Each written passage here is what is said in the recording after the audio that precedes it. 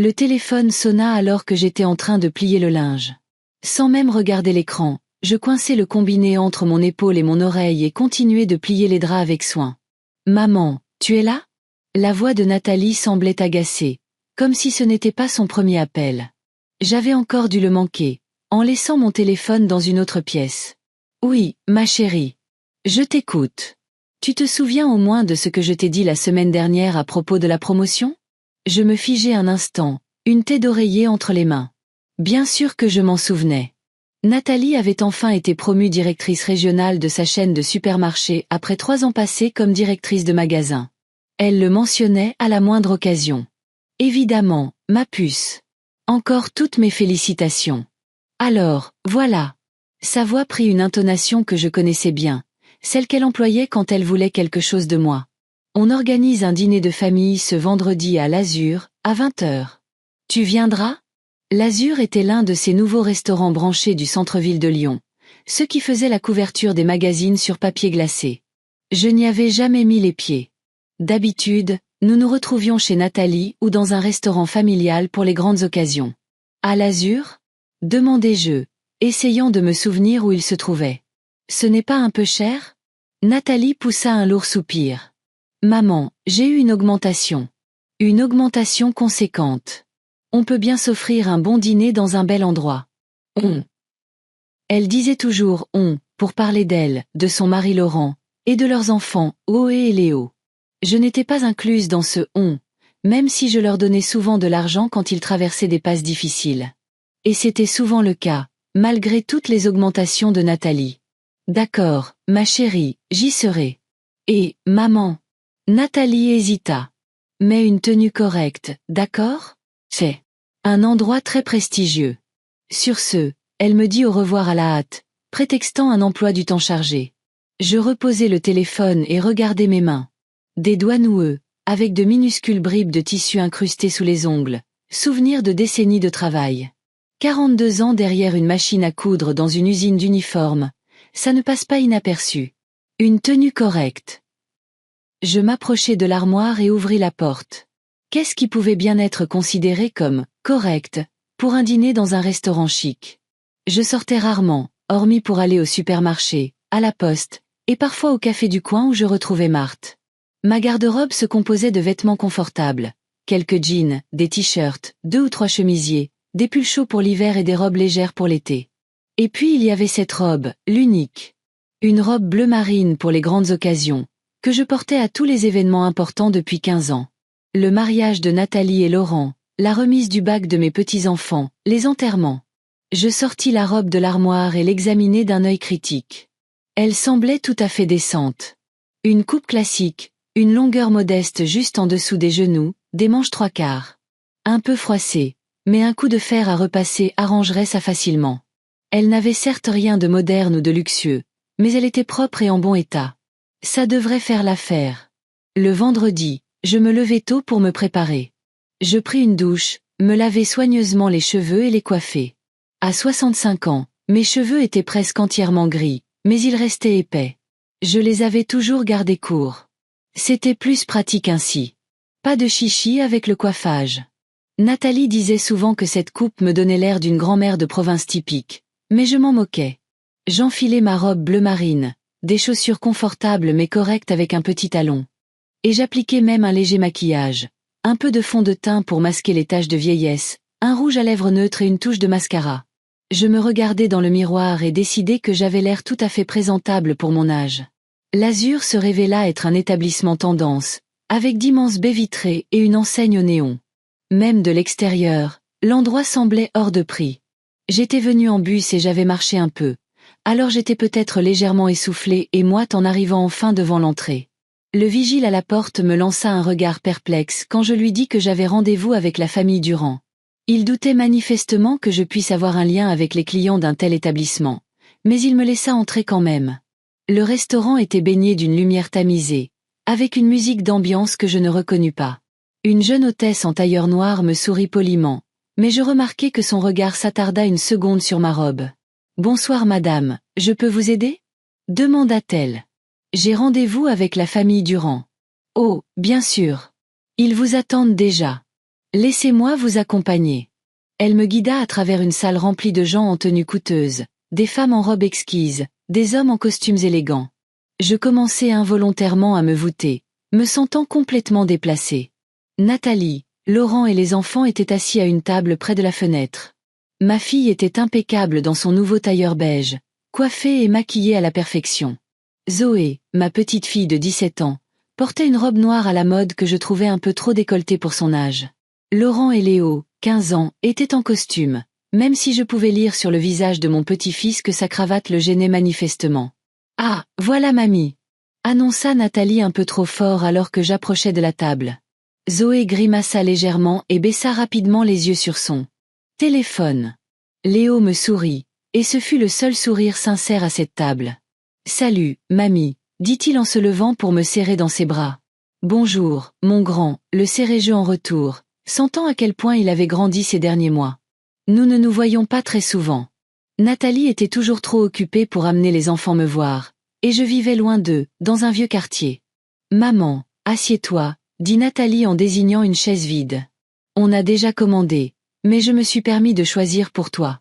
J'espère que les fruits de mer ne te dérangent pas. » Je n'étais pas particulièrement friande de fruits de mer, et Nathalie le savait, mais je hochai simplement la tête et m'assis. Léo me tira la chaise, ce qui lui valut un regard désapprobateur de sa mère. « Mamie, tu as pris le bus ?» demanda Oé sans lever les yeux de son téléphone. Sa voix était remplie d'un mépris non dissimulé. « Oui, ma chérie. Je n'ai pas de voiture, tu le sais bien. Tu aurais pu prendre un taxi, ricana-t-elle. On est au XXIe siècle. » Nathalie pinça les lèvres. « Maman, tu as l'air fatiguée. Ça va ?» C'était sa façon de dire que je n'avais pas l'air assez bien. « Tout va bien, ma puce. J'ai juste marché un peu depuis l'arrêt de bus. » Avec ses chaussures ? Zoé leva enfin les yeux de son téléphone et fixa avec horreur mes pieds sous la table. « Oh mon Dieu, elle date du siècle dernier. »« Zoé, » dit Laurent d'un ton avertisseur, prenant la parole pour la première fois. « Ne commence pas. »« Qu'est-ce que j'ai dit ?» lança-t-elle en levant les yeux au ciel. « Je ne fais que constater un fait. » Le serveur s'approcha, et pendant un moment, tout le monde se pencha sur la carte des boissons. Je regardais silencieusement les prix et me sentais de plus en plus mal à l'aise. Le coût d'un seul dîner ici équivalait à mon budget alimentaire pour une semaine. « Alors », commença Nathalie une fois le serveur parti. « Je voulais réunir toute la famille pour fêter ma promotion. Je suis maintenant directrice régionale, avec la responsabilité de 10 magasins dans notre secteur. Félicitations, ma chérie, dis-je sincèrement. Tu as toujours été si déterminée. » Ouais, c'est ça, ricana Oé. Maintenant, maman va pouvoir m'acheter une nouvelle voiture pour l'université. Nous n'avons pas encore discuté de ça, dit rapidement Nathalie. Mais je pouvais voir à son visage que la conversation avait déjà eu lieu. Super, intervint Léo. Alors maintenant, tu vas pouvoir rembourser l'argent que mamie Judith t'a prêté pour l'apport de la maison. Un silence gênant s'installa à table. Je regardai mon petit-fils avec surprise, puis ma fille. Nathalie devint blême. « Léo, dit-elle entre ses dents. Pas maintenant. Quand, alors ? Insista-t-il. Tu avais promis de la rembourser dès que tu aurais une augmentation. La voilà. Je n'avais jamais demandé à Nathalie de me rembourser les 30 000 € que je leur avais donnés pour l'apport de leur maison, il y a 5 ans.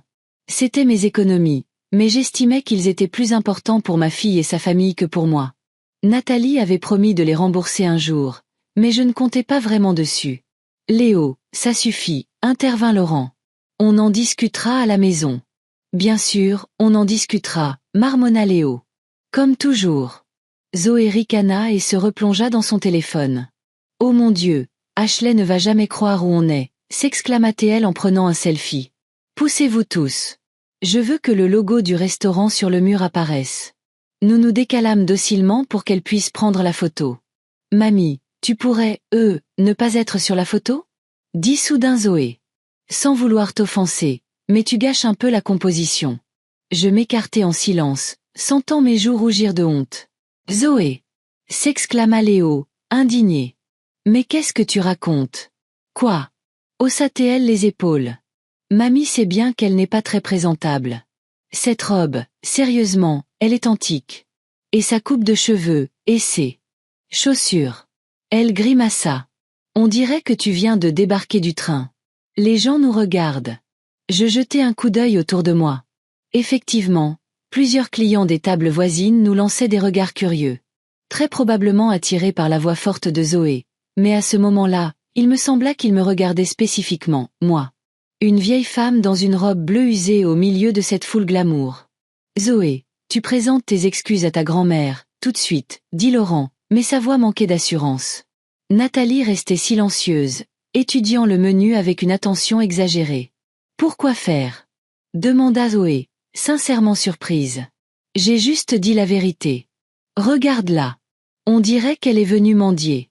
Ce restaurant a un code vestimentaire, d'ailleurs. Ils auraient pu refuser de nous servir à cause d'elle. Zoé, arrête ça tout de suite, dit Nathalie, sa voix montrant enfin de l'irritation. Mais je remarquai qu'elle n'était pas en colère contre sa fille, mais contre la situation dans son ensemble, contre le fait que sa soirée parfaite était gâchée. Les plats arrivèrent. Je regardai mon assiette de fruits de mer, dressée avec raffinement, et ne ressentis aucun appétit. Quelque chose en moi s'était brisé. Toutes ces années, j'avais tout donné, mon temps, mon énergie, mon argent, pour ma fille et sa famille. Et voilà comment il me voyait. Un fardeau, une honte, quelqu'un dont il fallait avoir honte en public. Mamie, ne l'écoute pas, me dit Léo à voix basse, en se penchant vers moi. Zoé n'est qu'une idiote. J'ai tout entendu. Lança Zoé. Et puis, ça suffit. Mangeons en paix. Maman, parle-nous de ton nouveau travail. Nathalie reprit avidement le fil, et la conversation tourna autour de son travail, de son nouveau bureau, de ses nouveaux subordonnés. Je piquais silencieusement dans mon assiette avec ma fourchette, hochant la tête de temps en temps et feignant l'intérêt, mais à l'intérieur, quelque chose en moi s'était fêlé. Je regardais ma famille. Ma fille, que j'avais élevée seule après que son père nous eût quittés alors qu'elle n'avait que 5 ans. Mon gendre, qui avait toujours été discret et effacé, comme une ombre. Ma petite fille, gâtée et arrogante. Et mon petit-fils, le seul qui semblait vraiment me voir comme une personne et pas seulement comme la vieille dame de la gare. Je pensais à ma vie, aux années passées derrière une machine à coudre dans une usine. Comment j'avais économisé chaque centime pour que Nathalie puisse faire des études. Comment je m'étais privée de tout pour qu'elle, puis ses enfants, et tout ce dont ils avaient besoin. Et maintenant, on avait honte de me voir en bonne compagnie. Le dîner continua. Nathalie parla de ses projets. Zoé prenait périodiquement des selfies, en essayant de ne pas me faire entrer dans le cadre. Laurent mangeait en silence, acquiesçant de temps en temps à sa femme, et Léo me lançait des regards de sympathie. Et moi, je restais assise là, sentant un vide grandir en moi. Quand l'addition arriva, je sortis silencieusement mon portefeuille de mon sac. Nathalie posa rapidement sa main sur la mienne. « Qu'est-ce que tu fais, maman ? C'est moi qui régale. C'est ma tournée. » Je hochai la tête et rangeai mon portefeuille. Bien sûr, Nathalie pouvait se permettre de payer un dîner dans un restaurant cher, surtout si l'on considérait qu'une partie de l'argent pour ce dîner était en fait le mien. Ce même argent qu'elle avait promis de me rembourser et que je réalisais maintenant que je ne reverrais jamais. Nous quittâmes le restaurant. Il faisait déjà nuit dehors. « Tu veux que je te ramène, maman ? » demanda Nathalie, sortant les clés de son nouveau SUV de sa poche. « Non, ça va aller, » répondis-je. « Je préfère prendre le bus. L'arrêt n'est pas loin. »« Comme tu veux, » haussa-t-elle les épaules, manifestement soulagée de ne pas avoir à faire un détour. « À plus tard, alors. Je t'appelle dans la semaine. » Nous échangeâmes de sèches bises sur la joue. Zoé ne s'approcha même pas pour me dire au revoir, déjà assise dans la voiture en train de taper quelque chose sur son téléphone. Laurent me fit un signe de tête en marmonnant quelque chose comme « C'était sympa de vous voir. » Seul Léo me serra fort dans ses bras. « Pardonne-leur, mamie, » me chuchota-t-il à l'oreille. « Ils ne comprennent rien. »« Ce n'est rien, mon chéri, » répondis-je en lui caressant le dos. « Ne t'inquiète pas pour moi. » Je restai sur le trottoir à regarder leur voiture s'éloigner. Je me sentais vide et glacée à l'intérieur, malgré la douceur de la soirée. On dirait que tu viens de débarquer du train. Les gens nous regardent. Les mots de Zoé résonnaient dans ma tête alors que je marchais vers l'arrêt de bus. Peut-être qu'elle avait raison. Peut-être que j'avais l'air ridicule dans ce restaurant. Une vieille femme dans une robe démodée au milieu de gens à la mode. Mais est-ce que ça avait de l'importance ? N'était-il pas plus important que je les aime tous, que je leur ai donné tout ce que j'avais ? Assise dans le bus à moitié vide qui me ramenait chez moi, je regardais par la fenêtre les lumières de la ville défiler et sentis quelque chose en moi changer de manière irrévocable. C'était comme si la vitre derrière laquelle j'avais caché mes vrais sentiments pendant toutes ces années s'était fissurée. Et à travers cette fissure s'infiltrait l'amère prise de conscience. Ma propre famille avait honte de moi. Pour eux, je n'étais pas une personne avec des sentiments et une histoire, mais un rappel gênant de leurs origines. Une vieille femme dans une robe bleue usée, embarrassante à montrer à des gens respectables. Le bus s'arrêta près de chez moi et je descendis machinalement, remerciant le chauffeur. Je marchais dans la rue calme et je pensais, est-ce que c'est tout ce qu'il reste de ma vie? Être un fantôme que les gens tolèrent par sens du devoir? Quelqu'un dont on a honte en société. On dirait que tu viens de débarquer du train. Les gens te regardent. Pour la première fois depuis de nombreuses années, je sentis quelque chose comme de la colère monter en moi. Silencieuse, mais persistante. Et avec elle, une détermination nouvelle. Je ne savais pas ce que j'allais faire ensuite. Mais je savais une chose avec certitude, je ne me laisserai plus jamais avoir honte de qui j'étais. Ma maison m'accueillit dans le silence. Un petit 2 pièces au rez-de-chaussée d'un vieil immeuble, dans un quartier autrefois considéré comme respectable, mais qui tombait lentement en décrépitude. J'appuyai sur l'interrupteur, et la faible lumière de la lampe de chevet illumina le salon. Tout était comme d'habitude, un canapé usé acheté en solde 15 ans plus tôt, une table basse avec une pile de vieux magazines, et une télévision que je n'allumais que pour avoir un bruit de fond. Dans un coin, recouverte d'un drap, se trouvait ma machine à coudre, que je n'avais pratiquement pas utilisée depuis ma retraite. Je retirai mes chaussures, sentant avec soulagement le sol frais sous mes pieds, et me dirigeai vers la salle de bain. J'allumai la lumière et me figeai devant le miroir. Une femme âgée au visage fatigué, aux cheveux gris coupés courts et aux yeux bleus délavés me fixait. La robe bleue pendait mollement sur ses épaules minces, donnant à sa silhouette un air anguleux et sans vie. On dirait que tu viens de débarquer du train. Je déboutonnai lentement la robe et l'enlevai, me retrouvant en vieux sous-vêtements de coton. Le corps qui avait été autrefois ferme et fort semblait maintenant flasque et usé. Ma peau était couverte de rides et de taches de vieillesse, et mes épaules étaient légèrement voûtées par les nombreuses années de travail à la machine à coudre. Quand avais-je vraiment pris le temps de me regarder pour la dernière fois? Pas seulement pour vérifier si mes vêtements étaient corrects avant de sortir, mais pour vraiment me voir. Pas seulement mon corps, mais ce qu'il y avait à l'intérieur. Je ne m'en souvenais plus. Enfilant ma robe de chambre, je me rendis dans la cuisine et mis la bouilloire en marche. Mes pensées retournèrent à cette soirée, aux mots de Zoé, à l'accord tacite de Nathalie. Ma propre fille pouvait-elle aussi avoir honte de moi? M'avait-elle regardé toutes ces années en ne voyant qu'un obstacle à son idée d'une vie respectable? Quelque chose en moi refusait de le croire. Je me souvins de Nathalie petite fille, une enfant vive et curieuse avec des couettes, qui attendait mon retour du travail chaque jour, assise sur le rebord de la fenêtre, les pieds relevés. Comment elle se précipitait vers moi, me serrait dans ses bras et exigeait que je lui raconte tout ce qui s'était passé dans la journée. Quand tout avait-il changé? Peut-être quand Alain nous a quittés. Je versai le thé et m'assis à la petite table de la cuisine. Les souvenirs défilaient devant moi comme des scènes d'un vieux film. J'avais 23 ans et je venais de commencer à travailler chez Bleu Ciel, le plus grand fabricant de vêtements de travail de la région. Ma mère était couturière et elle m'avait tout appris. J'avais un don pour ça, un œil vif, de la précision, de la patience. Je rêvais de devenir styliste, de créer de belles robes, mais la vie avait d'autres projets pour moi. À l'usine, j'ai rencontré Alain Martin, un jeune homme charismatique du service commercial. Il avait un don pour la parole qui faisait que les gens l'écoutaient bouche bée. Il avait de grands projets, de grandes ambitions. Il rêvait de monter sa propre affaire. 6 mois plus tard, nous nous sommes mariés, et 1 an après, Nathalie, notre unique enfant, est née. Au début, tout allait bien.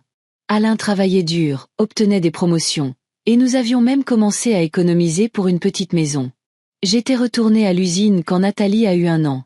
Nous ne pouvions pas nous permettre de vivre avec un seul salaire. Ma mère s'occupait de notre petite fille pendant que nous étions au travail. Puis Alain a rencontré Véronique, une femme flamboyante et extravagante qui possédait une petite boutique de mode. Elle était tout ce que je n'étais pas. Élégante, sûre d'elle, consciente de sa beauté.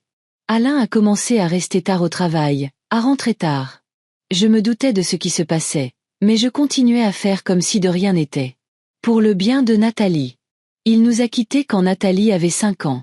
Il a juste fait ses valises et a dit qu'il avait besoin d'une autre vie, qu'il étouffait avec moi, que j'étais trop simple pour lui. Je clignai des yeux, revenant à la réalité. Le thé avait refroidi. Je pris une gorgée du liquide amer et grimaçai. Combien d'années s'étaient écoulées depuis? 40. Alain vivait dans une autre région, pour autant que je sache. Il avait une nouvelle famille, et nous n'avions plus eu de contact depuis des années. Mais ces paroles du jour de son départ résonnaient encore dans ma tête. Tu es trop simple, Judith. Tu n'attends rien de la vie, sauf coudre ces maudits uniformes et élever un enfant. Peut-être avait-il raison. Peut-être étais-je vraiment trop simple. Je ne savais pas m'habiller avec style. Je ne savais pas tenir une conversation sur les restaurants à la mode et les stations balnéaires chères. J'avais travaillé toute ma vie au même endroit, à faire la même chose. Coudre des uniformes pour les ouvriers, les infirmières et les cuisiniers.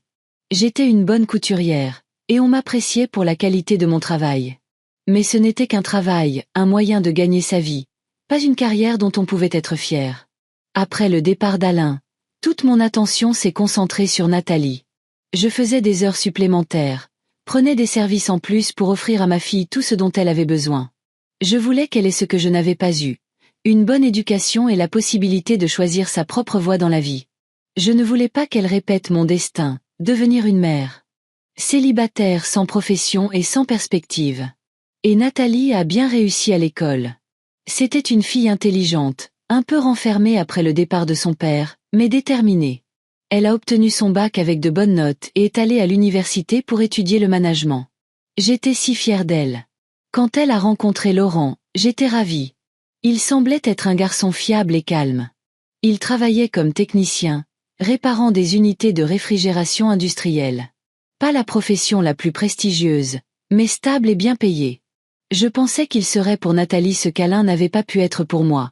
Un compagnon fidèle pour la vie. Ils se sont mariés quand Nathalie avait 22 ans, presque le même âge que moi quand je me suis mariée. 1 an plus tard, Zoé est née, et 2 ans après, Léo. Et j'ai recommencé à aider, à garder mes petits-enfants quand Nathalie est allée travailler, à lui donner une partie de mon salaire pour qu'il puisse louer un appartement plus grand. Je ne pensais pas à moi. Il me semblait que c'était la bonne chose à faire, que ma vie n'avait de sens qu'à travers le soin que je leur portais.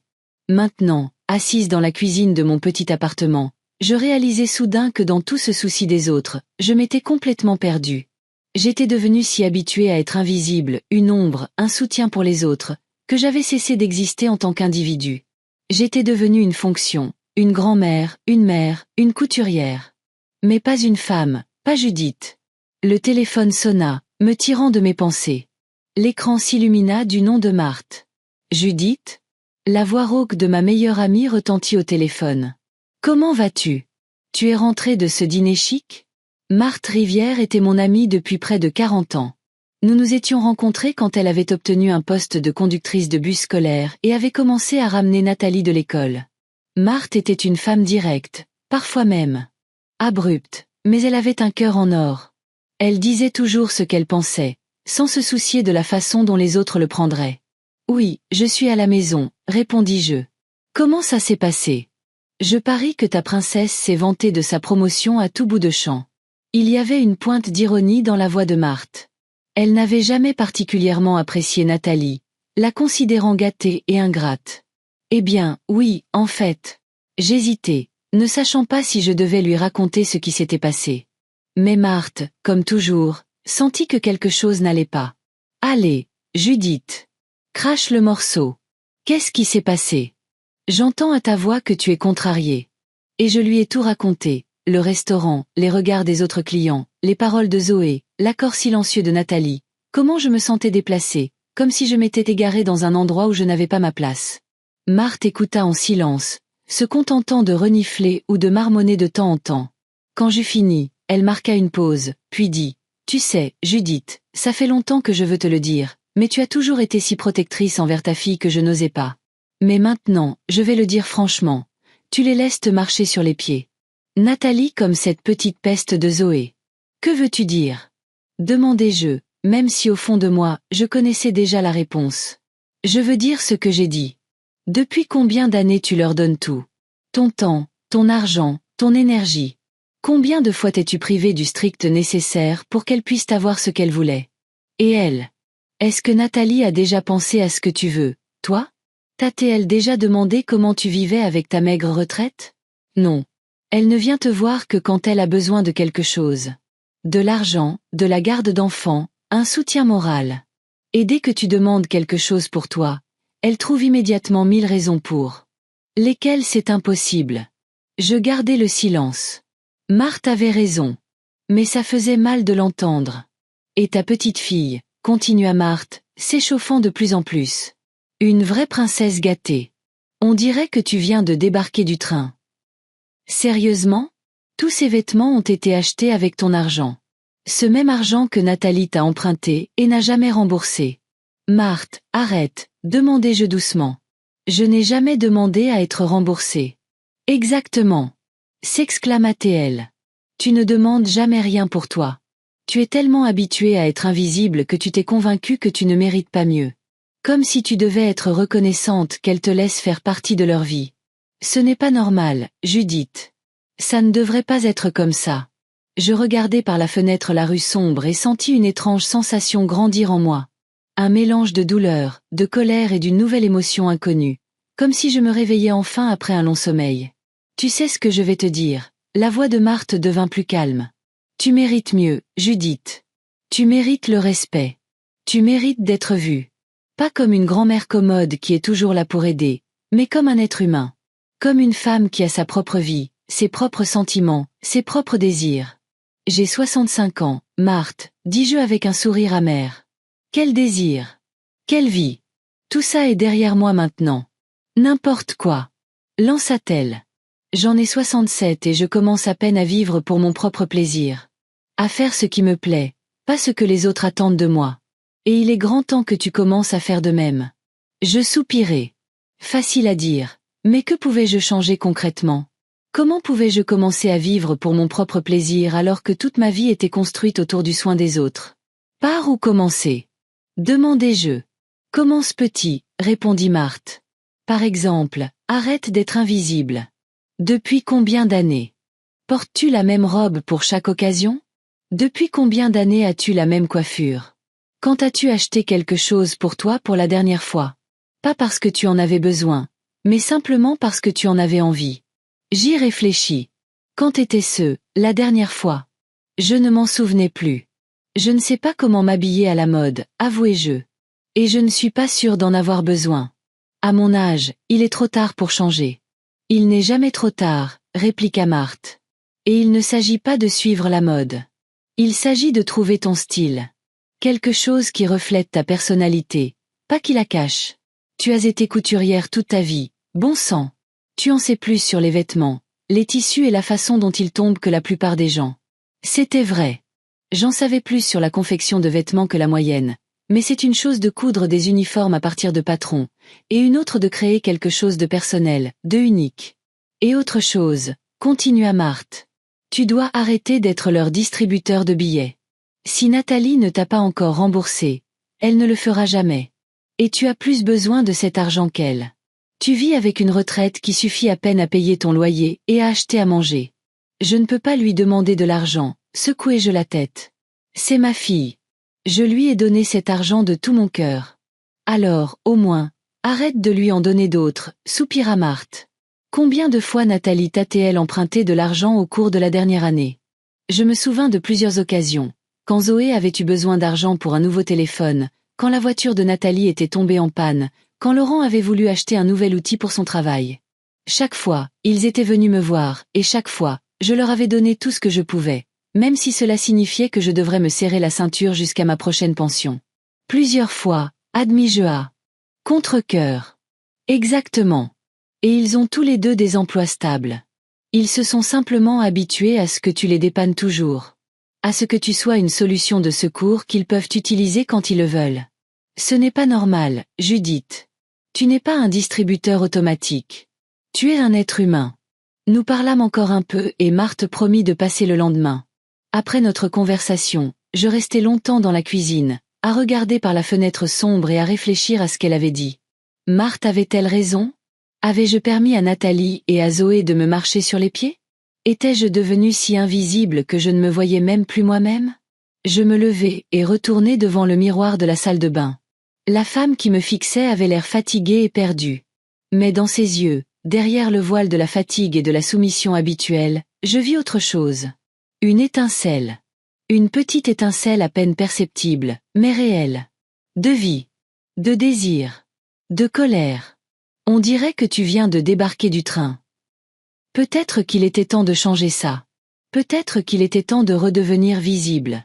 Pas seulement pour les autres, mais pour moi-même. J'allai dans la chambre et ouvris l'armoire. Parmi les quelques affaires, dans un coin reculé, se trouvait une vieille boîte que je n'avais pas ouverte depuis des années. Elle contenait mes croquis, des dizaines de dessins de vêtements que j'avais autrefois rêvé de créer. Des robes, des chemisiers, des jupes, des modèles simples mais élégants que j'avais dessinés pendant mon temps libre, quand Nathalie était petite et déjà endormie, et que je n'étais pas encore allé me coucher, savourant les rares moments de silence. Je sortis la boîte et l'ouvris. Les feuilles de papier avaient jauni avec le temps, couvertes de croquis au crayon et de notes en marge sur les tissus, les styles et les détails de conception. Je les feuilletai, et avec chaque feuille, une étrange sensation grandissait en moi, comme si je rencontrais une vieille amie que je n'avais pas vue depuis très longtemps. Moi-même, jeune, pleine d'espoir et de projets créatifs. Qu'était-il arrivé à cette fille? Où avait-elle disparu? Quand avais-je cessé de rêver de créer de beaux vêtements et m'étais-je résignée au rôle de couturière, puis au rôle de femme invisible dont la vie n'a de sens qu'à travers le service des autres? Je n'avais pas les réponses à ces questions, mais en regardant mes vieux croquis, je réalisai soudain qu'il n'était pas trop tard pour commencer à les chercher. Il n'était pas trop tard pour me souvenir de qui j'étais vraiment. Pas seulement une mère, une grand-mère ou une ancienne couturière, mais Judith Martin, une femme avec sa propre histoire, ses propres rêves, sa propre dignité. Et le premier pas pour y parvenir était de cesser d'être invisible, pour les autres et pour moi-même. Le lendemain matin, je me réveillai avec une nouvelle détermination. Les paroles de Marthe résonnaient dans ma tête. Tu les laisses te marcher sur les pieds. Peut-être que si j'avais une apparence différente, ils me traiteraient différemment. Peut-être que si je cessais d'être la vieille dame de la gare, Nathalie et Zoé commenceraient à me respecter. J'ouvris mon armoire et jetai un nouveau coup d'œil à ma maigre garde-robe. Il n'y avait définitivement rien qui convenait à la nouvelle moi. Il me fallait de nouveaux vêtements, quelque chose de moderne, d'élégant, quelque chose qui ne ferait pas grimacer ma petite fille de dégoût en me voyant. Je sortis l'enveloppe contenant mes économies, que je gardais pour les mauvais jours. 150 €, ce n'était pas grand-chose, mais cela devrait suffire pour au moins une robe correcte. Après tout, c'était un investissement dans mon avenir, dans une nouvelle relation avec ma famille. Après un rapide toast à la confiture et une tasse de café, je me dirigeai vers le centre commercial du centre-ville. J'évitais généralement ce genre d'endroit. Trop bruyant, trop cher, trop de monde. Mais aujourd'hui, j'avais une mission. Le centre commercial, Les Palmiers, était un immense bâtiment de 3 étages en verre et en béton, avec des fontaines, des palmiers en pot et des sols en marbre. Je me sentis mal à l'aise en passant devant les vitrines de boutiques de luxe avec des mannequins vêtus de tenues qui coûtaient autant que ma pension mensuelle. Finalement, je m'arrêtai devant une boutique appelée « Style élégant ». La vitrine présentait des robes de femmes classiques qui semblaient chères mais pas ostentatoires. Juste ce qu'il me faut, décidai-je, et j'entrai. La boutique m'accueillit avec une climatisation fraîche et une musique douce. 2 jeunes vendeuses discutaient vivement derrière le comptoir, ne me prêtant aucune attention. Je commençai à regarder les vêtements sur les cintres, ne sachant pas très bien par où commencer. Les prix sur les étiquettes me firent grimacer. 99 € pour un simple chemisier, 125 € pour une jupe. Peut-être m'étais-je trompé de magasin. J'étais sur le point de partir quand l'une des vendeuses me remarqua enfin. « Je peux vous aider ?» demanda-t-elle avec un sourire professionnel qui n'atteignait pas ses yeux. « Je cherche une robe, répondis-je, incertaine. Quelque chose d'élégant mais pas trop cher. » La jeune femme, dont le badge indiquait « Allez », me toisa et je vis son sourire devenir encore plus forcé. « Nous n'avons pas de solde en ce moment, dit-elle. Tout est au prix fort. » Je vois. Je hochai la tête. « Mais peut-être avez-vous quelque chose dans les 150 €? Allez jeta un coup d'œil à la seconde vendeuse, qui nous observait maintenant, incapable de cacher sa curiosité. « Dans cette gamme de prix, nous n'avons que des accessoires, dit Allais. Des foulards, des gants, quelques sacs à main. La robe la moins chère est à 289 €. Elle désigna une simple robe noire qui, à mon avis de professionnel, Coûtait au maximum 70 € à fabriquer. Oh, je ne savais pas, marmonnai-je, sans mais. J'ou rougir. Alors je me suis trompé de magasin. Vous devriez peut-être essayer style discount au premier étage, suggéra la deuxième vendeuse avec une note de condescendance à peine perceptible dans la voix. Ils ont des options plus abordables. Je les remerciai et me hâtai vers la sortie, sentant leur regard sur moi. Dès que la porte se referma derrière moi, j'entendis leurs rires étouffés. Mes joues brûlaient d'humiliation. Étais-je vraiment si déplacé dans ce magasin que je suscitais une telle réaction? Style Discount se révéla être un grand magasin avec des panneaux lumineux indiquant « jusqu'à moins 70% » et « solde ». Il y avait foule et c'était bruyant à l'intérieur. Les portants de vêtements étaient si rapprochés qu'il était difficile de se faufiler entre eux. Les clientes, principalement des femmes, fouillaient dans des piles de vêtements, à la recherche de quelque chose de convenable. J'essayais de m'orienter et de trouver le rayon des vêtements pour femmes de mon âge, mais tout autour de moi semblait destiné aux jeunes. Des couleurs vives, des imprimés audacieux, des coupes révélatrices. Rien que je puisse m'imaginer porter. Après une demi-heure de recherche infructueuse, je trouvai quelques options qui semblaient plus ou moins convenables. Un tailleur pantalon beige, une robe vert foncé à manches longues et une jupe grise avec un chemisier. Je me dirigeai vers les cabines d'essayage, me sentant fatigué et irrité. Le shopping n'avait jamais été mon passe-temps favori. La cabine d'essayage se révéla être une petite cabine avec un éclairage faible et un miroir qui déformait mes proportions. Je commençai par le tailleur pantalon. Le pantalon était trop serré aux hanches et trop long, et la veste était large aux épaules. J'avais l'air ridicule, comme une enfant essayant des vêtements d'adulte. La robe tombait mieux, mais la couleur donnait à ma peau un air jaunâtre et maladif, et la coupe soulignait tous les défauts de ma silhouette. La jupe était trop courte et le chemisier trop serré. Je regardai mon reflet et sentis le désespoir grandir en moi. Étais-je vraiment si mauvaise pour choisir des vêtements? Ou était-ce que la mode moderne n'était tout simplement pas conçue pour les gens comme moi, des femmes plus âgées avec des silhouettes moyennes et sans prétention au glamour? Contrarié et fatigué, je quittai la cabine d'essayage, suspendis les articles qui ne convenaient pas sur le portant de retour et me dirigeai vers la sortie du magasin. Non, c'était une mauvaise idée. Je ne peux pas devenir quelqu'un que je ne suis pas. Je ne peux pas répondre à des normes qui me sont étrangères. Dans le hall du centre commercial, je m'arrêtai près de la fontaine, me sentant complètement perdu. Les gens s'agitaient autour de moi, jeunes, énergiques, confiants. Ils savaient ce qu'ils voulaient et où ils allaient. Et moi? Qui étais-je? Une femme de 65 ans essayant de plaire à sa fille et à sa petite-fille en se changeant au-delà de toute reconnaissance. Excusez-moi, est-ce que ça va? Je levai les yeux et vis un homme âgé debout à côté de moi.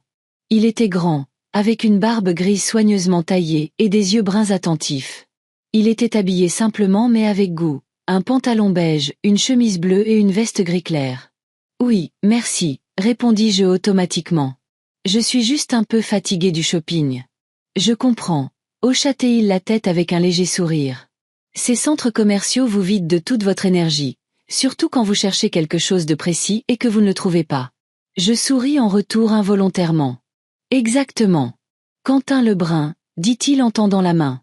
Judith Martin, répondis-je en lui serrant la main. Elle était chaude et sèche, avec des callosités sur la paume, la main d'un homme habitué au travail physique. Voudriez-vous prendre une tasse de café? Suggéra-t-il de manière inattendue. Il y a un joli café au 3e étage avec vue sur la ville. C'est beaucoup plus calme qu'ici. J'hésitais. D'un côté, j'avais vraiment envie de m'asseoir et de prendre une tasse de café. De l'autre, je n'avais pas l'habitude que des inconnus m'invitent ou que ce soit. Ne vous inquiétez pas, je ne suis pas un maniaque, sourit Quentin, interprétant correctement ma pose. J'ai juste pensé que vous aviez l'air d'avoir besoin d'un endroit calme et d'une bonne tasse de café. Et pour être honnête, moi aussi. Tiendrez-vous compagnie à un vieil homme seul? Il y avait un humour bienveillant dans ses yeux, et je sentis que je pouvais lui faire confiance. D'accord, acceptai-je. Un café serait merveilleux. Nous prîmes l'escalator jusqu'au 3e étage et trouvâmes le café, un petit endroit confortable avec des fenêtres panoramiques donnant sur le parc de la ville. Bien que ce soit un samedi, il n'y avait pas beaucoup de clients. La plupart des gens préféraient les magasins et les cafés. Quentin choisit une table près de la fenêtre et me tira galamment une chaise. Nous commandâmes du café. Je choisis un simple café au lait. Il prit un café noir. Alors, commença Quentin une fois nos tasses posées devant nous. Qu'est-ce qui vous amène dans ce royaume de la consommation un samedi? Je n'allais pas raconter mes problèmes de famille à un étranger, mais quelque chose dans son visage ouvert et amical m'encouragea à être franche. J'essaie de renouveler ma garde-robe, répondis-je. Mais il semble que la mode moderne ne soit pas faite pour les gens comme moi. Oh, je comprends parfaitement, hocha-t-il la tête. J'ai récemment essayé d'acheter un nouveau costume pour le mariage de ma fille. Le vendeur m'a regardé comme si j'étais un dinosaure qui s'était égaré dans leur salon de mode. Je ne pus m'empêcher de sourire en imaginant la scène. Et avez-vous trouvé un costume convenable? Finalement, oui, répondit Quentin. Mais pas là. Je suis allé dans le bon vieux magasin où je fais mes achats depuis 20 ans. Ils me connaissent. Là-bas et comprennent que tout le monde ne veut pas ressembler à un mannequin de magazine. J'aimerais pouvoir trouver un magasin comme ça, soupirai-je. Mais je n'ai pas acheté de nouveaux vêtements depuis longtemps. D'habitude, je porte mes vieux vêtements jusqu'à ce qu'ils soient usés. Pourquoi avez-vous soudainement décidé de renouveler votre garde-robe? Demanda Quentin en sirotant son café. Si ce n'est pas un secret, bien sûr. Je me demandais. Pourquoi, en effet? Parce que Zoé a dit que j'avais l'air de sortir de la gare. Parce que Nathalie a honte d'être vue avec moi dans des endroits corrects. Ou parce que j'en ai assez d'être invisible. C'est difficile à expliquer, dis-je finalement. Je suppose que j'ai juste senti qu'il était temps de changer quelque chose dans ma vie.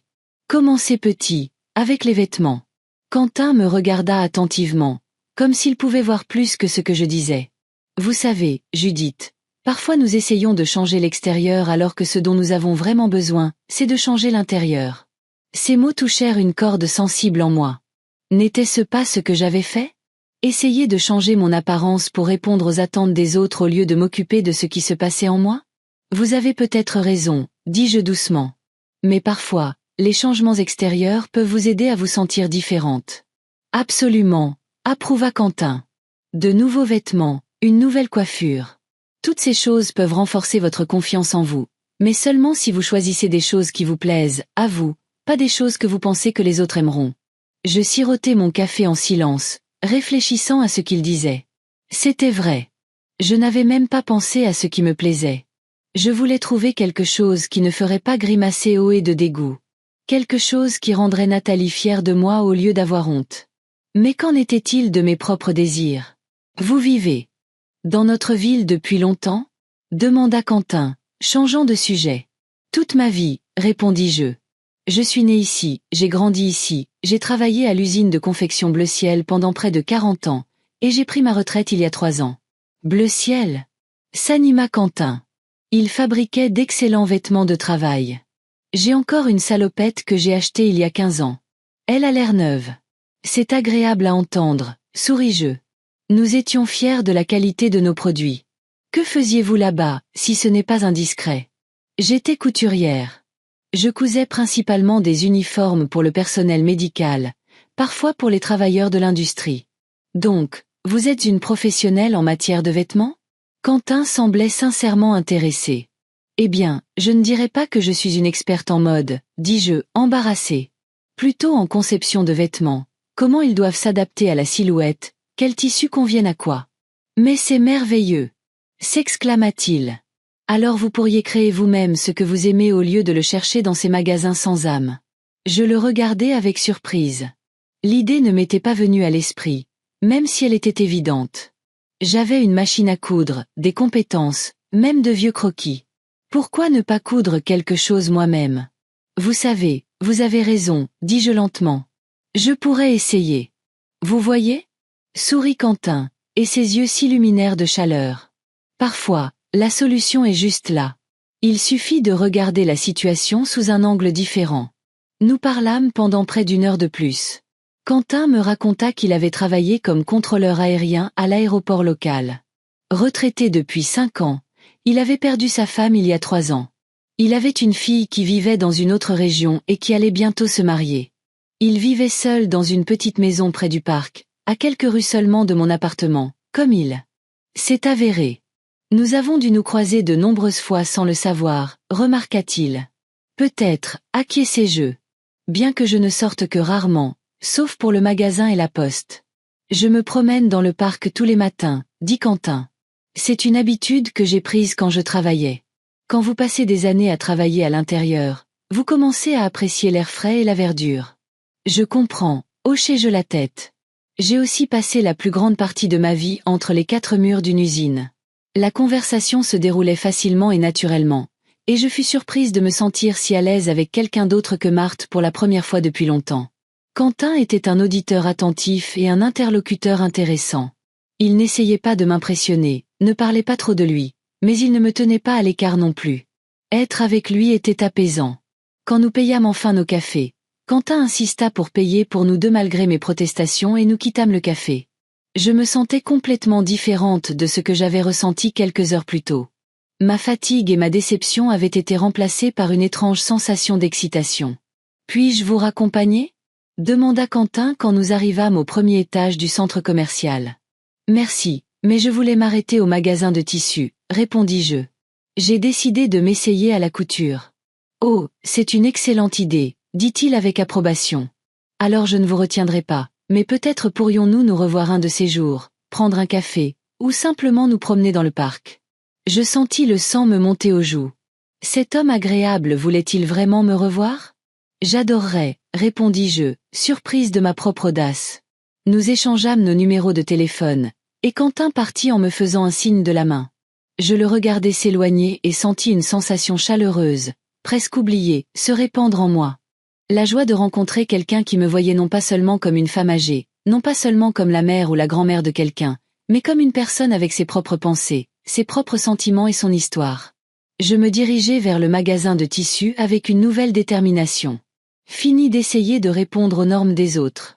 J'allais créer quelque chose de personnel, des vêtements qui reflèteraient la vraie moi. Pas la femme que Nathalie et Zoé voulaient voir, mais la femme que j'étais vraiment. Pour la première fois depuis longtemps, j'avais l'impression de faire quelque chose pour moi, et non pour les autres. Et ce sentiment était exaltant. Le magasin de tissus était un véritable paradis pour moi. Des étagères remplies de rouleaux de matière colorée, des rayons avec des fils de toutes les nuances, des présentoirs avec des boutons, des fermetures éclairs, des rubans. Je déambulais entre les rangées, touchant les tissus, évaluant leur qualité au toucher, une compétence que je n'avais pas perdue au fil des ans.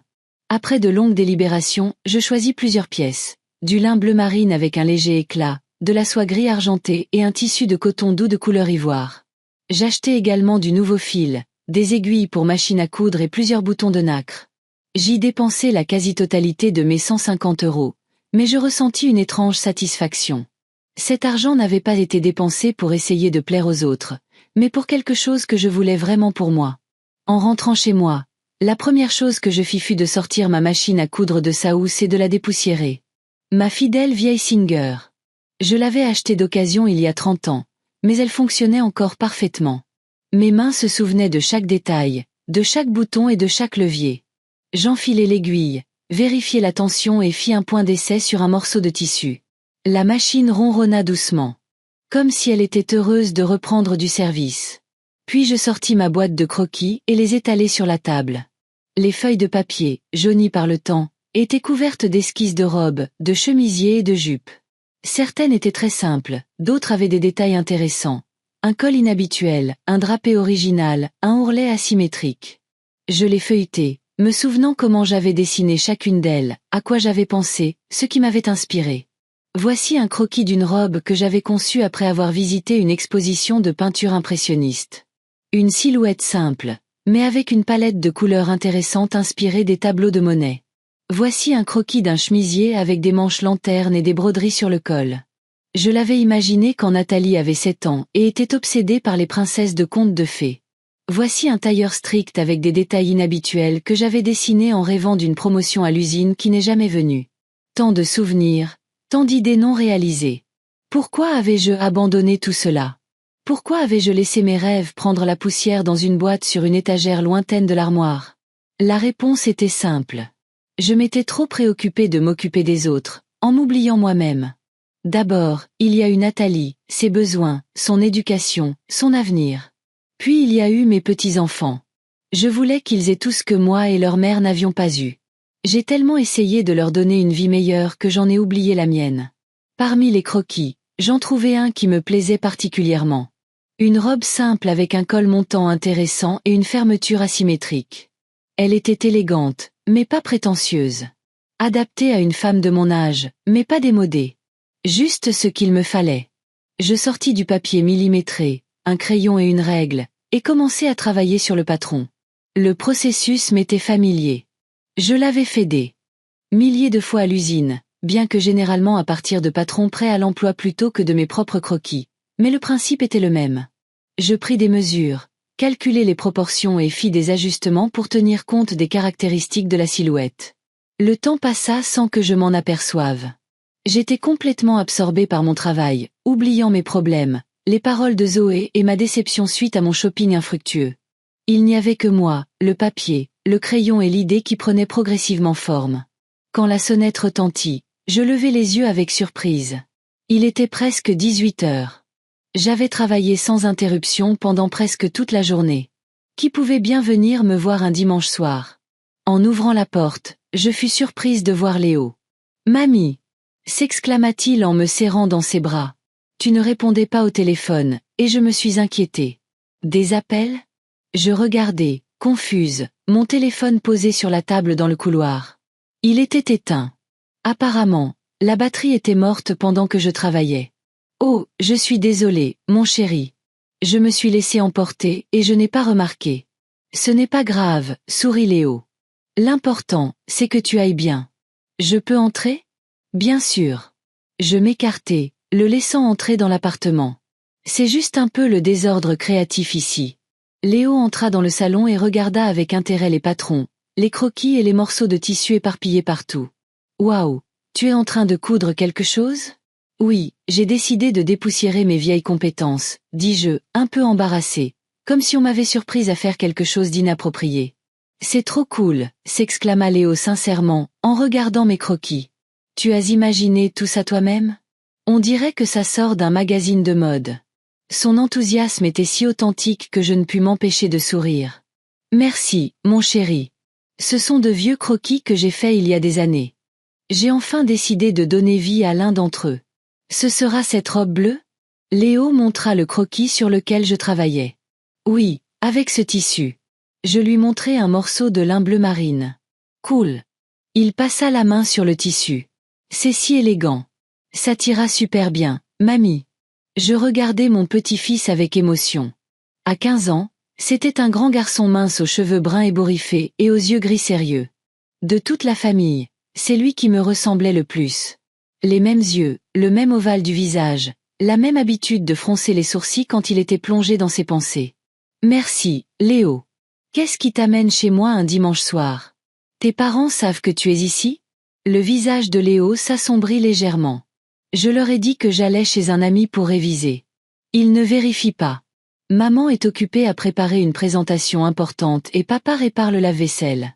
Il est encore tombé en panne. Je vois, hochai-je la tête. Tu veux du thé ou du chocolat chaud? Je crois que j'ai des biscuits quelque part. Du chocolat chaud, ce serait super, sourit Léo. Comme quand on était petit, tu te souviens? Tu me faisais toujours du chocolat chaud avec des guimauves quand je venais. Bien sûr que je m'en souviens, dis-je en me dirigeant vers la cuisine, Léo me suivant. Je n'ai pas de guimauve, mais je vais faire le chocolat. Pendant que je préparais la boisson, Léo s'assit à la table de la cuisine, m'observant d'un air songeur. Tu sais, mamie, dit-il finalement. Je voulais m'excuser pour Zoé, pour ce qu'elle a dit au restaurant. C'était vraiment méchant. Je me retournai, surprise par ses paroles. Tu n'as pas à t'excuser pour ta sœur, Léo. Si, dit-il avec insistance. Parce que je n'ai rien dit quand elle a dit ça. J'aurais dû te défendre, mais je suis resté assis là sans rien dire. Je posai une tasse de chocolat fumant devant lui et m'assis en face. Tu n'as pas à me défendre, mon cœur. Ce n'est pas ta responsabilité. Mais je veux le faire, dit Léo avec obstination. Tu es la seule dans notre famille qui me soutient toujours, qui n'essaie pas de me transformer en un stupide modèle standard. Je regardai attentivement mon petit-fils. Que veux-tu dire? Léo soupira et prit une gorgée de son chocolat avant de répondre. Maman et Zoé, elles sont toujours mécontentes de moi. Je ne suis pas assez sportif, pas assez sociable, pas assez ambitieux. Zoé a constamment honte de moi devant ses amis parce que je préfère les jeux vidéo au football. Et maman, elle me compare toujours au fils de son patron, qui se préparait déjà à postuler à HEC. Je sentis une vague d'indignation monter en moi. Comment Nathalie pouvait-elle traiter son propre fils de cette façon? Léo, écoute-moi, dis-je en couvrant sa main de la mienne. Tu es merveilleux. Intelligent, gentil, réfléchi. Et tu n'as pas à être comme qui que ce soit d'autre. Tu dois être toi-même. Je sais, mamie. Il sourit faiblement. Quand je suis avec toi, je sens que je peux être moi-même. Mais à la maison, il secoua la tête. Je ne suis jamais comme ça. Je comprends, dis-je doucement. Crois-moi, je sais très bien ce que c'est que de se sentir jugé selon les normes de quelqu'un d'autre. Exactement, s'anima Léo. Comme au restaurant.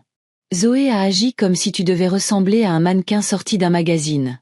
Sinon, on aurait honte de se montrer avec toi. C'est tellement stupide. Je ne pus m'empêcher de sourire à son indignation. Eh bien, j'ai décidé de changer un peu. Hochai-je la tête en direction du salon où se trouvaient mes patrons de couture. Mais pas pour répondre à leurs attentes. Juste pour moi. C'est génial, mamie, dit Léo avec approbation. Tu sais, je pense que nous devons tous les deux faire plus ce que nous voulons, pas ce que les autres attendent de nous. Tu as raison, acquiesçai-je. Alors, qu'est-ce que tu veux, Léo? Il réfléchit un instant. Je veux étudier la programmation, créer des jeux ou des applications. Mais ma mère dit que ce n'est pas sérieux, que je dois penser à une vraie carrière, avocat ou médecin. La programmation est un domaine très prometteur, remarquai-je. Et si ça t'intéresse et que tu as un don pour ça, pourquoi ne pas essayer? Exactement, s'exclama Léo. J'ai essayé de l'expliquer à ma mère, mais elle ne veut rien entendre. Elle est trop occupée par sa carrière et par la création de l'apparence d'une famille parfaite. L'apparence? Demandai-je. Léo baissa la voix, même si nous n'étions que deux dans l'appartement. Mamie, tu ne sais pas ce qui se passe à la maison. Tout ce spectacle, les restaurants chers, la nouvelle voiture de maman, les vêtements à la mode de Zoé, c'est juste une façade. On est criblé de dettes. Je le regardais avec surprise. Mais la promotion de Nathalie? Ça n'a pas apporté de revenus supplémentaires? Si, hocha la tête Léo. Mais pas assez pour le style de vie que maman essaie de maintenir. Elle veut qu'on ait l'air plus riche qu'on ne l'est vraiment. C'est pour le statut, pour impressionner ses collègues, les parents des amis de Zoé, les voisins. Je me souvins du nouveau SUV de Nathalie, des vêtements chers de Zoé, du restaurant L'Azur avec ses prix exorbitants. Mais pourquoi? Demandai-je, perplexe. Pourquoi vivre au-dessus de ses moyens? Léo haussa les épaules. Maman a toujours été comme ça. Tu te souviens comment elle voulait toujours avoir les mêmes choses que les filles riches de sa classe à l'école? Tu me l'as raconté. Elle n'a pas changé, seulement maintenant, ce sont des choses plus chères. Je me souvenais en effet. Comment Nathalie pleurait parce qu'elle n'avait pas les mêmes jeans à la mode que les filles de médecins et d'avocats de son école. Comment elle avait honte d'inviter ses amis parce que notre appartement était trop petit et trop simple. Je pensais qu'elle avait grandi, mais je me trompais. Les dettes sont-elles importantes? Demandai-je prudemment. Le visage de Léo s'assombrit. Je ne connais pas tous les détails, mais j'ai surpris une conversation de mes parents. On a 3 cartes de crédit, et elles sont toutes presque au maximum. Il y a le crédit immobilier de la maison, un prêt pour la voiture de maman, une sorte de prêt personnel. Papa fait des heures supplémentaires pour essayer de suivre les paiements, mais ça ne suffit pas. Je me souvins comment Léo avait mentionné, lors du dîner de famille, l'argent que je leur avais prêté pour l'apport de leur maison. 30 000 €, presque toutes mes économies. Nathalie avait promis de me rembourser, mais apparemment, elle n'en avait pas été capable. Et pourtant, elle continuait à dépenser de l'argent pour maintenir une apparence de prospérité. Papa essaie de convaincre maman de vivre selon nos moyens, continua Léo. Mais elle ne veut rien entendre. Elle dit qu'on ne peut pas montrer de faiblesse, que c'est important de maintenir les apparences pour sa carrière. Et Zoé est pareil. Il lui faut les choses les plus récentes et les plus chères, sinon elle fait une crise. Et toi? Demandai-je. Qu'est-ce que tu veux? Je veux juste qu'on soit une famille normale, dit Léo doucement. Sans cette course constante au statut, sans avoir toujours à prouver quelque chose à quelqu'un. Je veux que maman et papa arrêtent de se disputer pour l'argent. Je veux que Zoé arrête d'être si. Il hésita, cherchant le mot juste. Je regardai mon petit-fils de 15 ans et fus stupéfaite de sa maturité. À son âge, la plupart des adolescents ne pensent qu'à eux-mêmes, à leurs désirs et à leurs problèmes. Mais Léo s'inquiétait pour sa famille, voyant ce que ses parents essayaient de cacher à tout le monde, y compris à moi. « Pourquoi tu me racontes tout ça, Léo ?» demandai-je. « Parce que tu es la seule en qui je peux avoir confiance, » répondit-il simplement. « Et parce que je m'inquiète pour toi. Maman continue de te prendre de l'argent alors qu'elle sait que tu n'en as pas beaucoup. Ce n'est pas juste. » Je fus touchée par son inquiétude. « Ne t'inquiète pas pour moi, mon chéri. Je vais bien. Mais tu ne devrais pas leur donner tes derniers sous. » s'exclama Léo. « Tu mérites mieux que ce minuscule appartement et de devoir toujours te priver. Tu as travaillé toute ta vie et maintenant tu dois donner ta retraite pour que Zoé puisse acheter un nouvel iPhone ou que maman puisse acheter un autre sac de marque. Ce n'est pas juste. » Je fus surprise par l'intensité de ses émotions. Mon petit-fils calme et tranquille s'était-il autant soucié de moi pendant tout ce temps? Léo, écoute. Je lui serrai la main. J'apprécie ton inquiétude. Vraiment. Mais tu n'as pas à t'inquiéter pour moi. Je suis une adulte et je peux décider comment dépenser mon argent. Mais ta mère profite de ta gentillesse, dit-il obstinément. Elle sait que tu ne diras jamais non et elle en abuse. Je ne pouvais nier qu'il y avait une part de vérité dans ce qu'il disait. Nathalie s'était en effet habituée à recevoir mon aide financière, avec les enfants, un soutien émotionnel, et je n'avais jamais considéré que je pourrais avoir besoin de quelque chose, moi aussi. Tu sais ce que je pense? Continua Léo. Tu devrais t'arrêter de leur donner de l'argent, au moins pour un temps. Laisse-les apprendre à vivre selon leurs moyens. Ce n'est pas si simple, mon chéri, soupirai-je. C'est ma famille. Je ne peux pas simplement refuser de les aider. Mais l'aide ne devrait pas être à sens unique, objecta Léo. Quand as-tu demandé quelque chose à Nathalie pour la dernière fois? Et quand a-t-elle fait quelque chose pour toi pour la dernière fois sans rien attendre en retour? Je réfléchis longuement, essayant de me souvenir d'un tel moment, mais rien ne me vint à l'esprit. C'était le contraire. J'aidais, donnais, soutenais, et Nathalie? Nathalie prenait cela pour acquis. Tu vois, dit Léo doucement, remarquant ma confusion. Tu mérites mieux, mamie. Et il est temps que tu commences à penser à toi, pas seulement à eux. Il y avait tant d'inquiétude sincère dans ces paroles que mon cœur se serra. Mon petit-fils, encore un garçon, essayait de me protéger, de me soutenir, de me montrer que j'étais digne de respect et d'attention. Étrangement, ces paroles faisaient écho à ce que Marthe et Quentin m'avaient dit, qu'il était temps de commencer à vivre pour moi-même, de penser à mes propres désirs, pas seulement aux besoins des autres. Merci, Léo. Souris-je à travers les larmes qui montèrent soudain à mes yeux. Tu n'as aucune idée de ce que tes mots signifient pour moi. Je veux juste que tu sois heureuse, mamie, dit-il maladroitement, en me serrant dans ses bras. Tu le mérites plus que quiconque. Nous restâmes longtemps dans la cuisine, à parler de différentes choses. Son école, mon travail sur la robe, sa passion pour la programmation. Je lui parlais de ma rencontre avec Quentin, et Léo fut sincèrement heureux pour moi. Tu as besoin de voir plus de monde, mamie, dit-il. Ne t'enferme pas. Quand il se prépara à partir, il faisait presque nuit. Je te commande un taxi? Demandai-je, inquiète. Non, ça va, sourit Léo. Je prendrai le bus ou je marcherai. Ce n'est pas loin. Mais il est tard, allons, j'ai 15 ans, pas 5, leva-t-il les yeux au ciel, mais sans irritation. Ça ira. Vraiment. D'accord, acceptai-je à contre-cœur. Mais envoie-moi un message quand tu rentres. Je le ferai. Il me serra fort dans ses bras. Au revoir, mamie. Bonne chance avec la robe. J'ai hâte de voir le résultat. Après son départ, je retournai à mon patron avec une vigueur renouvelée. Parler avec Léo m'avait donné de la détermination. Je n'essayais plus de créer quelque chose que Nathalie ou Zoé aimeraient, quelque chose qui les rendrait fiers de moi. Je faisais une robe pour moi, celle que je voulais porter. La prise de conscience que ma propre fille vivait au-dessus de ses moyens, essayant de maintenir une image de prospérité, expliquait beaucoup de choses. Ces demandes constantes d'argent, une nouvelle voiture, des restaurants. Cher, les vêtements à la mode de Zoé.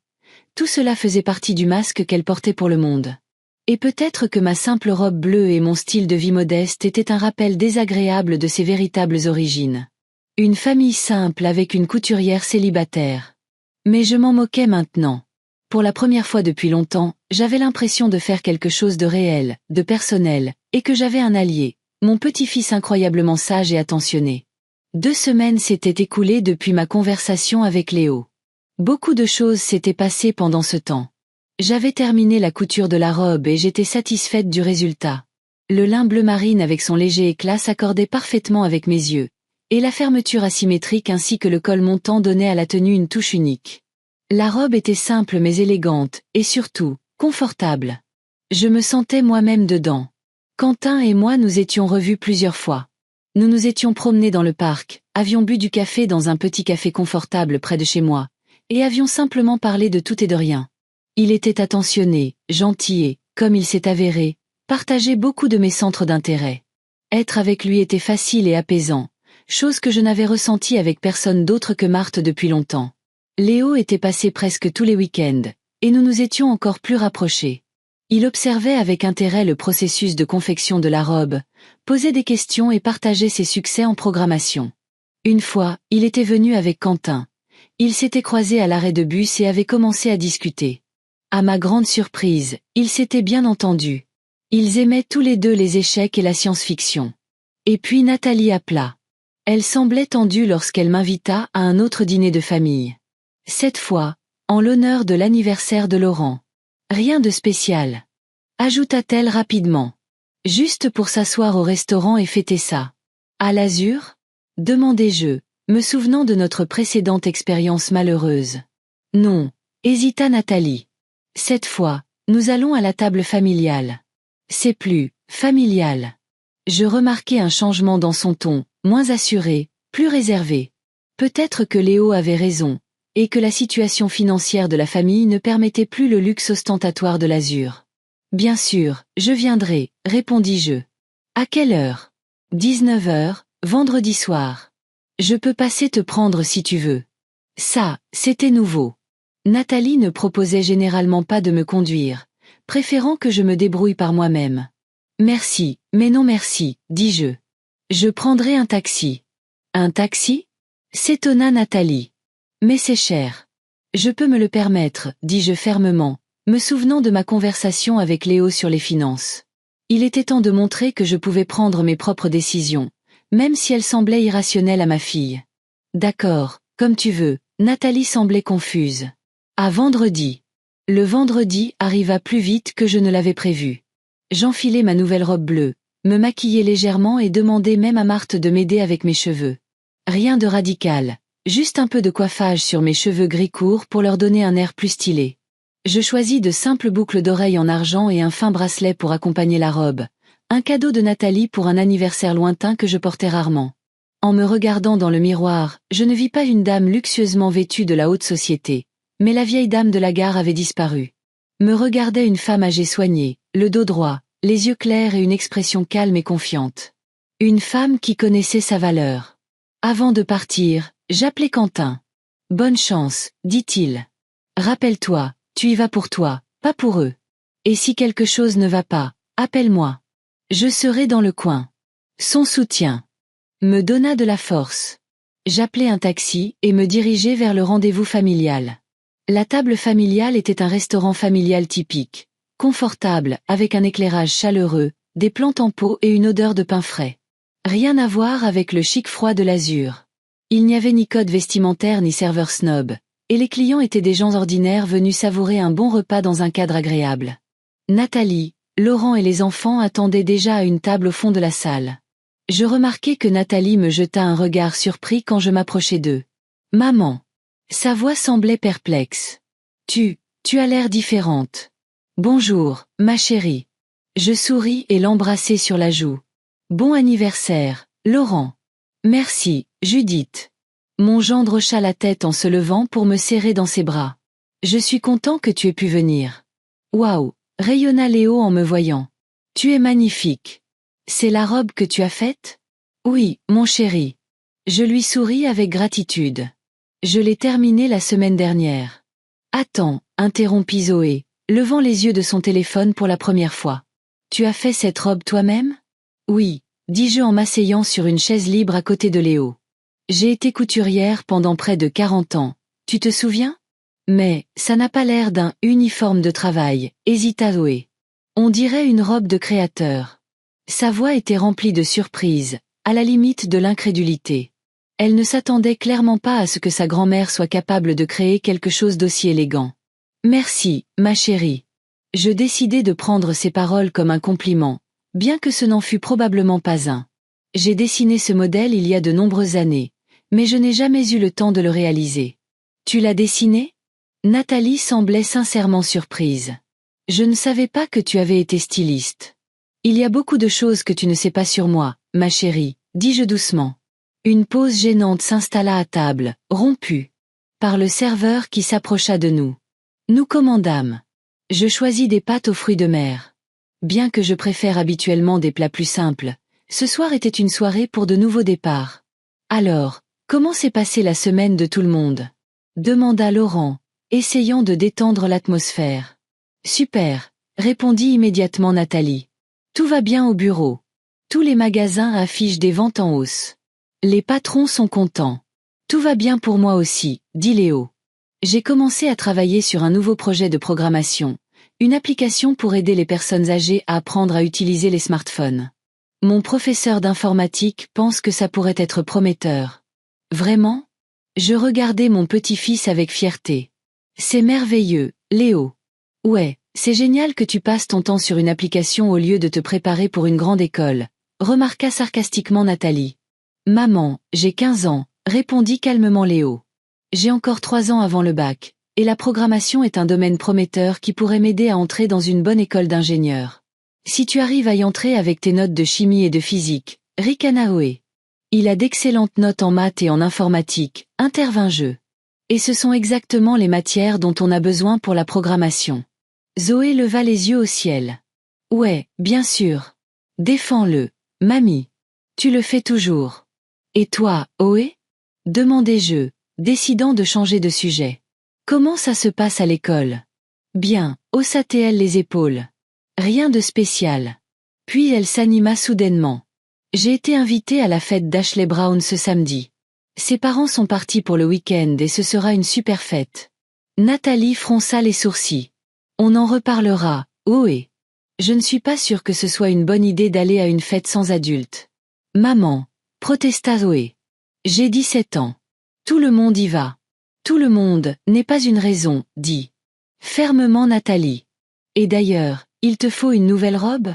Bien sûr qu'il m'en faut une, dit-elle comme si c'était évident. Je ne peux pas y aller avec ce que tout le monde m'a déjà vu porter. Zoé, nous en avons déjà parlé, intervint Laurent. Nous ne sommes pas dans la meilleure situation financière pour ce genre de dépenses en ce moment. Mais c'est important, insista Zoé. Si je porte la vieille robe, tout le monde se moquera de moi. Personne ne se moquera, dit Laurent, las. Et même si quelqu'un dit quelque chose, est-ce que ça a vraiment de l'importance? Bien sûr que ça a de l'importance. Zoé avait l'air sur le point de pleurer. Vous ne comprenez rien. Ça détermine tout, qui tu es à l'école, avec qui tu traînes, quel sera ton avenir. Je regardai ma petite fille et vis un reflet de Nathalie à son âge. Le même besoin de s'intégrer. Le même désir désespéré d'être acceptée et approuvée. Zoé, dis-je doucement. Fais confiance à mon expérience. Ce que tu portes ne définit pas qui tu es vraiment. Oh, ne commence pas tes leçons de morale, mamie, Zoé leva les yeux au ciel. Qu'est-ce que tu sais de ma vie? Tu as passé toute ta vie à porter des uniformes ennuyeux dans ton usine. Zoé, la gronda Nathalie, mais pas très sévèrement. Quoi? C'est la vérité. Zoé me lança un regard critique. Bien que, je doive admettre, tu as meilleure allure que d'habitude aujourd'hui. Au moins, tu n'as pas l'air d'une clocharde qui sort de la gare. Ces mots furent comme une gifle. Je sentis Léo se tendre à côté de moi, prêt à me défendre, mais je posai doucement ma main sur son épaule. C'était une bataille que je devais mener seule. Tu sais, Zoé, dis-je calmement, en regardant ma petite fille droit dans les yeux. Un jour, tu réaliseras que la vraie valeur d'une personne ne réside pas dans le prix de ses vêtements ou dans les marques qu'elle porte. La vraie valeur, c'est qui tu es quand personne ne regarde. C'est ce que tu fais pour les autres, pas ce que tu montres. Au monde. Oh mon Dieu, ça recommence, Zoé leva les yeux au ciel. Mais je remarquai quelque chose passer dans son regard, peut-être de l'incertitude. Je ne te fais pas la morale, ma chérie, continuai-je. Je partage juste ce que j'ai appris au cours de ma longue vie. Pendant de nombreuses années, j'ai essayé d'être invisible, de ne pas attirer l'attention, de ne déranger personne. Je pensais que mon rôle était de soutenir les autres, sans jamais rien exiger. Et tu sais où ça m'a mené? Les gens ont cessé de me voir. Pas comme une grand-mère, pas comme une source d'argent ou d'aide, mais comme une personne avec ses propres désirs, ses propres rêves et sa propre histoire. Le silence tomba à table. Nathalie me regardait avec une expression confuse. Laurent écoutait attentivement. Zoé avait l'air déconcertée. Et Léo? Léo me regardait avec fierté. Toutes ces années, j'ai cousu des uniformes, continuai-je. Mais sais-tu ce que je faisais le soir, quand ta mère dormait? Je dessinais des croquis, des robes, des tailleurs, des chemisiers. Je rêvais de créer un jour ma propre ligne de vêtements. Pas pour les podiums, pas pour les magazines sur papier glacé, mais pour les femmes ordinaires qui veulent être élégantes tout en restant elles-mêmes. Je ne savais pas, dit Nathalie doucement. Tu n'en as jamais parlé. Tu n'as jamais demandé, répondis-je doucement. Et je ne te blâme pas. Nous sommes tous trop occupés par nos propres problèmes pour vraiment voir les autres. Mais tu cousais des uniformes, dit Zoé obstinément. C'est si ennuyeux. C'était un travail, hochai-je la tête. Un travail qui m'a donné les moyens d'élever ta mère seule, de vous aider tous au fil des ans. Et tu sais, je n'ai pas honte de ce travail. Je suis fière de l'avoir bien fait. Je suis fière d'avoir été autonome et indépendante alors que de nombreuses femmes de ma génération ne pouvaient pas se le permettre. Nos plats arrivèrent, et pendant un moment, tout le monde fut occupé par son assiette. Je remarquai que Nathalie me lançait des regards songeurs, et Zoé semblait inhabituellement silencieuse. « Cette robe est vraiment jolie, dit-elle finalement, en pointant sa fourchette vers ma tenue. Je ne m'attendais pas à ce que tu sois capable de faire des choses aussi modernes. Merci, ma chérie, lui souris-je. Je peux faire beaucoup de choses que tu ne sais pas sur moi. Comme quoi? Demanda Zoé avec un intérêt inattendu. Par exemple, je sais jouer du piano, dis-je. Ma mère insistait pour que je prenne des leçons de musique, même si nous joignions à peine les deux bouts. Je connais le français. Je l'ai étudié à l'école, puis par moi-même. J'ai lu probablement des milliers de livres, des classiques aux romans contemporains. J'adore le jazz et je peux nommer tous les grands interprètes du siècle dernier. Vraiment? Zoé avait l'air sincèrement surprise. Absolument, hochai-je la tête. Tu vois, Zoé, l'apparence n'est qu'une coquille. Ce qu'il y a à l'intérieur est beaucoup plus intéressant et durable. Les robes à la mode se démodent. Les voitures chères tombent en panne. Les symboles de statut perdent leur statut. Mais ce qu'il y a en toi, ton esprit, ta gentillesse, tes connaissances, ta capacité à faire preuve d'empathie, ça reste avec toi pour toujours. Mamie a raison, approuva Léo de manière inattendue. On est tous trop concentrés sur les apparences, sur ce que les autres pensent. On devrait juste être nous-mêmes. Facile à dire, marmonna Zoé, mais sans l'agressivité précédente. Et pas facile à faire, acquiesçai-je. Crois-moi, je le sais. Il m'a fallu 65 ans pour le comprendre. Maman. Nathalie avait l'air embarrassée. Je dois m'excuser pour ce dîner à l'azur. De ne pas avoir arrêté Zoé quand elle a dit ces choses horribles. De t'avoir peut-être fait sentir que tu n'étais pas la bienvenue. Je regardais attentivement ma fille.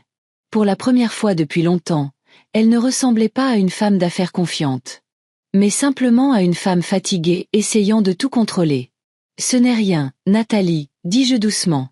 Nous faisons tous des erreurs. L'important est d'en tirer des leçons. Et je suis désolée aussi, mamie, dit Zoé de manière inattendue. Ce que j'ai dit alors, c'était grossier et déplacé. Ses excuses semblaient sincères, bien que peut-être un peu forcées après les paroles de sa mère. Mais c'était un progrès. Merci, Zoé. Je lui souris. J'apprécie. Le reste du dîner se déroula dans une atmosphère beaucoup plus chaleureuse. Nous parlâmes de différentes choses, le travail de Laurent, l'école de Léo, les projets pour l'été. Je leur parlais de Quentin, et Nathalie eut l'air à la fois surprise et intriguée. « Maman, tu as un rendez-vous » demanda-t-elle avec un sourire, ce à quoi je répondis. « Appelle ça comme tu veux, ma chérie. » Nous apprécions simplement la compagnie l'un de l'autre. Quand il fut temps de se dire au revoir, je sentis que quelque chose avait changé. Pas de manière dramatique ou radicale, mais de manière perceptible. Nathalie me serra plus fort que d'habitude. Laurent me remercia d'être venu. Zoé se permit même une étreinte rapide et Léo me chuchota à l'oreille. « Tu as été géniale, mamie. »« Je peux te ramener, » proposa Nathalie. « Merci, mais non merci, répondis-je. J'ai des projets. Des projets à 22 heures? Demanda-t-elle, surprise. Oui, souris-je. Je retrouve Quentin. Nous allons nous promener le long des quais. Il y a une sorte de festival de jazz en plein air ce soir. Oh. Nathalie avait l'air un peu déçue. Bon, d'accord. Passe une bonne soirée. Merci, ma chérie. Vous aussi.